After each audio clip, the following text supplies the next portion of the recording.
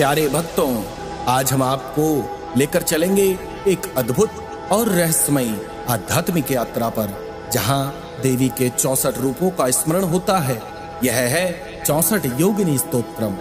64 योगिनियां शक्ति की 64 दिव्य शक्तियां, जो संसार की रचना, पालन और संहार में देवी माँ की सहायिका हैं।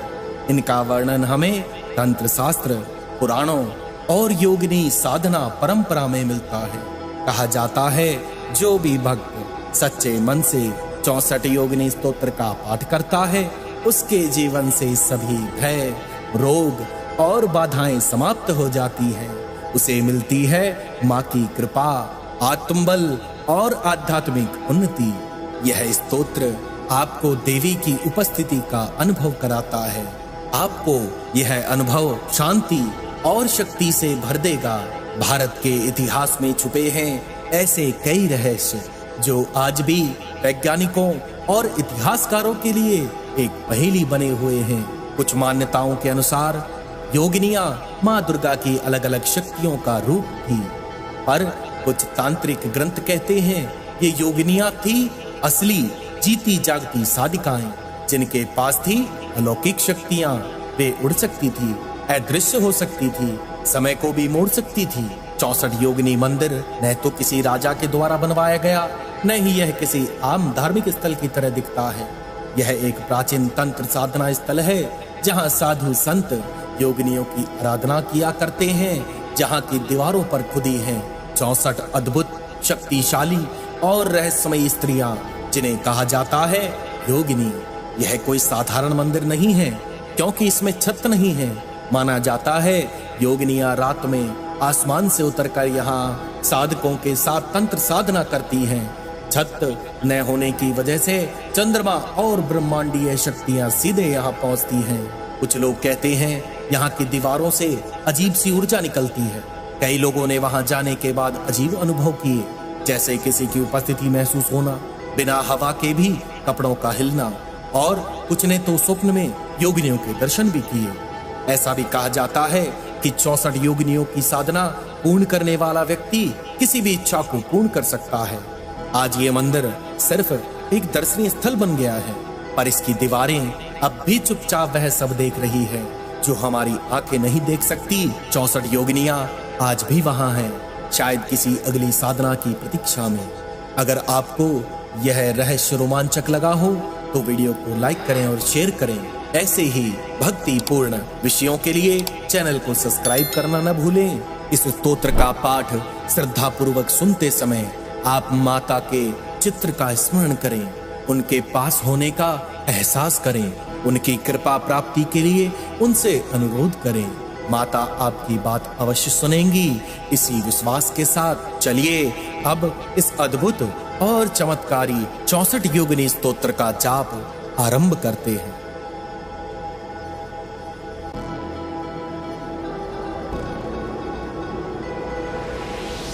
ओम श्री गणेशाय नमः। कलिकाले योगिन्यः प्रभावः अतुलनीयः, सर्वसुखप्रदायिनी सर्वमंगलकारिणी। इदं स्तोत्रं बलबुद्धि विद्या प्रदायकं, त्रैलोक्य विजय भुक्ति मुक्ति सहित सुखदायकं। काली नित्य सिद्ध माता चै कपालिनी नागलक्ष्मी, त्वां प्रणमाम्यहम्। नागलक्ष्मी तुभ्यं नमः।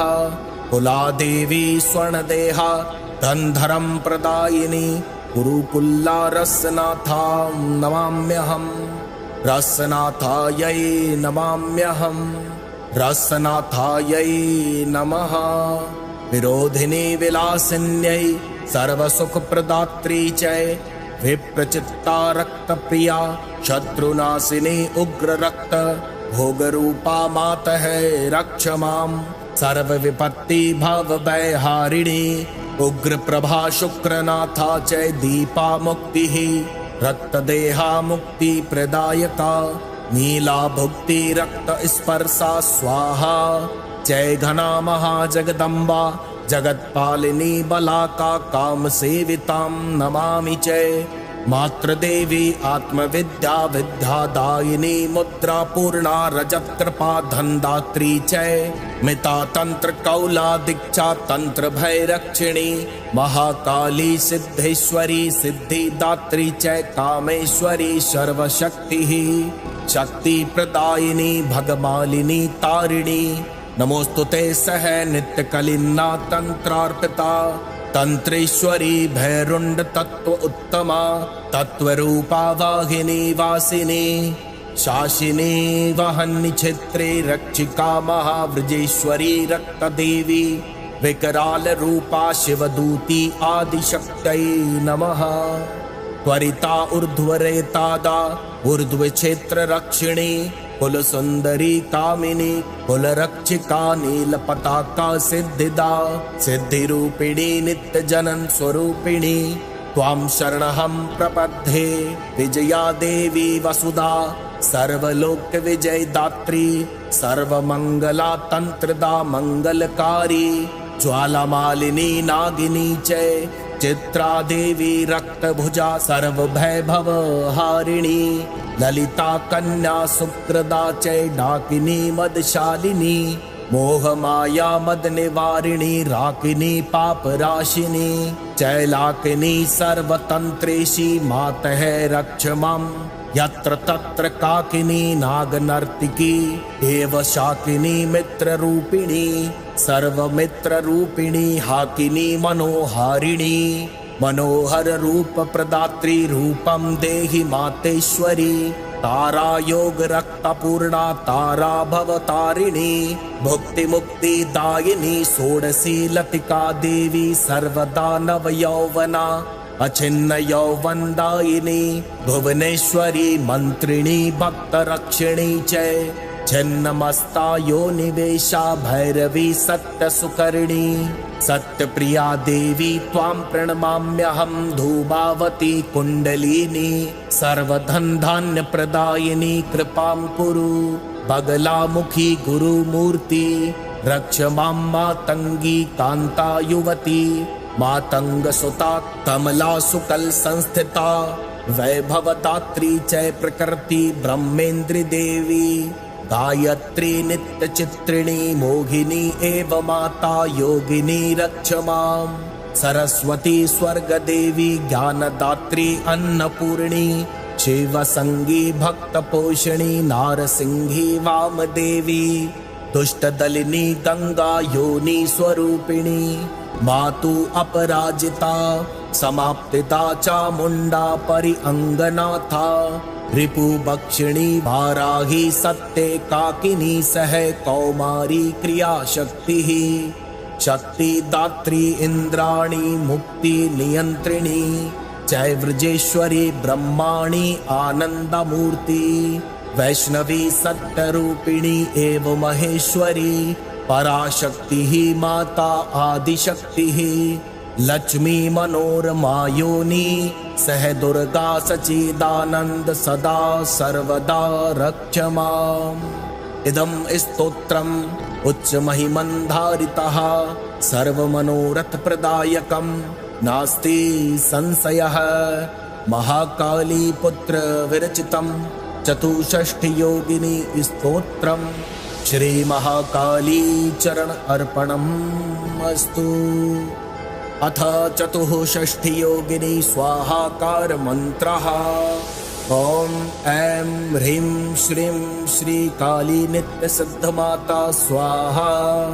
ओम ऐं ह्रीं श्रीं श्री कपालिनी नागलक्ष्मी स्वाहा। ओम ऐं ह्रीं श्रीं श्री कुलादेवी स्वर्णदेहा स्वाहा। ओम ऐं ह्रीं श्रीं श्री कुरुकुल्लारसनाथा स्वाहा। ओम ऐं ह्रीं श्रीं श्री विरोधिनी विलासिनी स्वाहा। ओम ऐं ह्रीं श्रीं श्री विप्रचित्ता रक्तप्रिया स्वाहा। ओम ऐं ह्रीं श्रीं श्री उग्र रक्तभोगरूपा स्वाहा। ओम ऐं ह्रीं श्रीं श्री उग्र प्रभा शुक्रनाथा स्वाहा। ॐ ऐं ह्रीं श्रीं श्री दीपा मुक्तिः रक्तदेहा स्वाहा। ॐ ऐं ह्रीं श्रीं श्री नीला भुक्ति रक्तस्पर्शा स्वाहा। ॐ ऐं ह्रीं श्रीं श्री घना महाजगदम्बा स्वाहा। ॐ ऐं ह्रीं श्रीं श्री वलाका कामसेविता स्वाहा। ॐ ऐं ह्रीं श्रीं श्री मातृदेवी आत्मविद्या स्वाहा। ॐ ऐं ह्रीं श्रीं श्री मुद्रापूर्णा रजत्कृपा स्वाहा। ॐ ऐं ह्रीं श्रीं श्री मित्रा तंत्रकौला दीक्षा स्वाहा। ॐ ऐं ह्रीं श्रीं श्री महाकाली सिद्धेश्वरी स्वाहा। ॐ ऐं ह्रीं श्रीं श्री कामेश्वरी सर्वशक्ति स्वाहा। ॐ ऐं ह्रीं श्रीं श्री भगमालिनी तारिणी स्वाहा। ॐ ऐं ह्रीं श्रीं श्री नित्यकलिन्ना तंत्रार्पिता स्वाहा। ॐ ऐं ह्रीं श्रीं श्री भैरुण्ड तत्व उत्तमा स्वाहा। ॐ ऐं ह्रीं श्रीं श्री वाघिनी वासिनी शासिनी स्वाहा। ॐ ऐं ह्रीं श्रीं श्री महव्रजेश्वरी रक्तदेवी स्वाहा। ॐ ऐं ह्रीं श्रीं श्री शिवदूती आदिशक्तिः स्वाहा। ॐ ऐं ह्रीं श्रीं श्री त्वरिता ऊर्ध्वरेतादा स्वाहा। ॐ ऐं ह्रीं श्रीं श्री कुलसुन्दरी कामिनी स्वाहा। ॐ ऐं ह्रीं श्रीं श्री नीलपताका सिद्धिदा स्वाहा। ॐ ऐं ह्रीं श्रीं श्री नित्यजनन स्वरूपिणी स्वाहा। ॐ ऐं ह्रीं श्रीं श्री विजया देवी वसुधा स्वाहा। ॐ ऐं ह्रीं श्रीं श्री सर्वमंगला तंत्रदा स्वाहा। ॐ ऐं ह्रीं श्रीं श्री ज्वालामालिनी नागिनी स्वाहा। ॐ ऐं ह्रीं श्रीं श्री चित्रादेवी रक्तभुजा स्वाहा। ॐ ऐं ह्रीं श्रीं श्री ललिता कन्या सुप्रदा स्वाहा। ॐ ऐं ह्रीं श्रीं श्री डाकिनी मदशालिनी स्वाहा। ॐ ऐं ह्रीं श्रीं श्री राकिनी पापनाशिनी स्वाहा। ॐ ऐं ह्रीं श्रीं श्री लाकिनी सर्वतंत्रेसी स्वाहा। ॐ ऐं ह्रीं श्रीं श्री काकिनी नागनर्तिकी स्वाहा। ॐ ऐं ह्रीं श्रीं श्री साकिनी मित्ररूपिणी स्वाहा। ॐ ऐं ह्रीं श्रीं श्री हाकिनी मनोहारिणी स्वाहा। ॐ ऐं ह्रीं श्रीं श्री तारा योग रक्तपूर्णा स्वाहा। ॐ ऐं ह्रीं श्रीं श्री षोडशी लतिका देवी स्वाहा। ॐ ऐं ह्रीं श्रीं श्री भुवनेश्वरी मंत्रिणी स्वाहा। ॐ ऐं ह्रीं श्रीं श्री छिन्नमस्ता योनिवेगा स्वाहा। ॐ ऐं ह्रीं श्रीं श्री भैरव सत्यसुकर्णी स्वाहा। ॐ ऐं ह्रीं श्रीं श्री धूमावती कुंडलिनी स्वाहा। ॐ ऐं ह्रीं श्रीं श्री बगलामुखी गुरुमूर्ति स्वाहा। ॐ ऐं ह्रीं श्रीं श्री मातंगी कांता युवती स्वाहा। ॐ ऐं ह्रीं श्रीं श्री कमला सुकल संस्थिता स्वाहा। ॐ ऐं ह्रीं श्रीं श्री प्रकृति ब्रह्मेन्द्री देवी स्वाहा। ॐ ऐं ह्रीं श्रीं श्री गायत्री नित्यचित्रिणी स्वाहा। ॐ ऐं ह्रीं श्रीं श्री मोहिनी माता योगिनी स्वाहा। ॐ ऐं ह्रीं श्रीं श्री सरस्वती स्वर्गदेवी स्वाहा।